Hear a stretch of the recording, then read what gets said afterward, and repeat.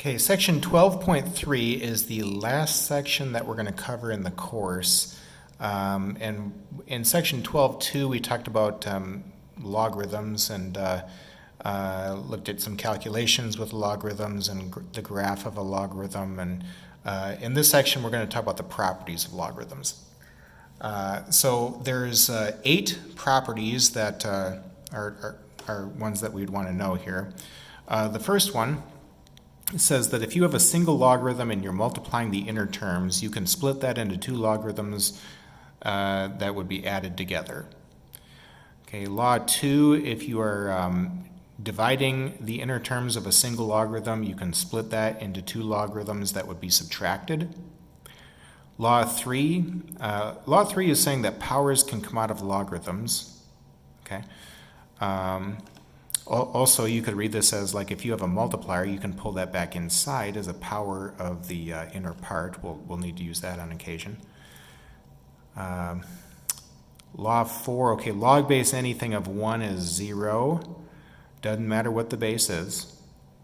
Law 5, log base a of a is 1. So if the base and the input number are the same, you always get 1.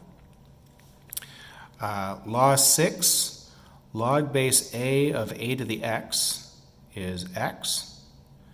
Law 7, a to the log base a of x is x. And then law 8 is, or property number 8 is sometimes called the change of base formula. This can be useful on occasion for simplifying logarithms and solving equations. Sometimes we want to change the base to a new base. Okay, and I'll show you some examples of that at the end of the section here. Let's take a look at some examples now where we're using the properties here. Problem 15, expand each expression and write your answer without exponents. Assume that all variables represent positive real numbers. Okay, well, let's see. So I have a single logarithm, and I'm going to expand this out using my laws that are mentioned up here, and I'll point out which law I'm using at the moment here. Now, inside of this logarithm, you'll see that I'm multiplying. I've got 5 times x y cubed. Well, if I'm multiplying inner terms, I can split that into 2 logarithms where I'd be adding. Okay, now I'd be splitting this into 3 logarithms since I'm multiplying twice here. I got 5 times x and then times y cubed. The next thing that you'd want to do is use law 5. Log base 5 of 5 would be 1. Okay. Also, law 3 says that powers can come out of logarithms. So this power of 3 can come in front of the logarithm on the third term there. Okay, now 1 plus log base 5 of x plus 3 times log base 5 of y. That would be as simplified as we can get it. Okay, and that'd be my answer then. Part B, okay, log base 2 of the square root of x divided by k squared. So whenever you're dividing the inner terms, you can split that into 2 logarithms where the operation would be subtraction. I'm using law 2. Okay, so I'm looking at log base 2 of the square root of x minus log base 2 of k squared. The square root of x, that's the same as x to the 1/2 using rational exponents. Okay, we talked about that in section 9.2. And I know that powers can come out of logarithms. Okay, so let me go ahead and pull out the 1/2 power in the first term there. And of course I can pull out the power of 2 on that second term. So my answer is going to be 1/2 log base 2 of x minus 2 log base 2 of k. Part C. Okay, now in part C, you'll notice that I'm multiplying in the numerator. So I'll want to split that into 2 logarithms where I'm adding. And the fact that I'm dividing by y cubed means that I'll want to subtract log base 4 of y cubed. Okay, I'm using law 1 and then law 2 here to start that. Also, powers can come out of logarithms. Now, 16 is the same as 4 squared. And so 2 is a power that can come in front of that first term there. Log base 4 of 4 is 1, right? So you're going to have 2 times 1 is 2. By the way, another way to look at that is property 6. We have log base 4 of 4 squared. Well, that'd be 2. Okay, so law 6 really comes from the combination of laws 3 and 5, in my opinion. Okay, it's one way to look at it.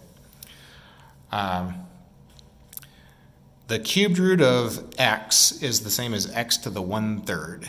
Okay, just like the square root of x is the same as x to the 1/2.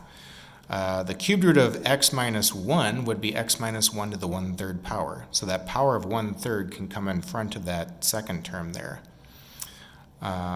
3 can come in front of the third logarithm there. Okay, so my answer then would be 2 plus 1/3 log base 4 of x minus 1 minus 3 log base 4 of y. Okay, and be sure that you have parentheses around the x minus 1 since you're computing log base 4 of the whole thing. Okay, if you don't have parentheses, it makes it look like it's just log base 4 of x, and then the minus 1 is like outside, which is not. Okay. Part D, log of 10 times 3x minus 2 to the negative second. Okay, so I'm multiplying here, and I can use law 1 then to split that into 2 logarithms where I'd be adding. Okay, and so that's what I'm doing to begin, splitting that. And then negative 2 is a power that can come in front of the second logarithm.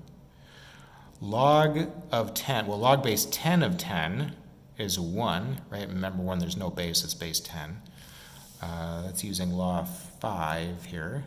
Whenever the input number and the base are the same, you always get 1. So we have 1 minus 2 times log of 3x plus 2. That would be as simplified as we can get it. Now be careful with this. I see some students will make the mistake that they'll want to distribute the logarithmic notation into terms where you're adding or subtracting. Don't do that. Okay? I don't have a law that allows me to split a single logarithm into 2 logarithms if I'm adding or subtracting. That is only if I'm multiplying or dividing. Okay? So what we see here is as simplified as we can get it. There's nothing that we can do further with that one. Part E is the last one in this group. So we've got the natural logarithm means I'm working with base E. Well, that's okay. The laws apply to any base, doesn't matter. Now I'm dividing the inner terms, but before I plan on splitting that into 2 logarithms here, I'm taking the square root of the whole thing. And I want to factor out the power of 1/2, right? The square root of x is the same as x to the 1/2, and so I'd want to think of the square root of x cubed over x plus 3 to the 5th as x cubed over x plus 3 to the 5th, all that to the 1/2 power. All right, so that's what I've done to begin. Pull out the power of 1/2 using law 3 here. And then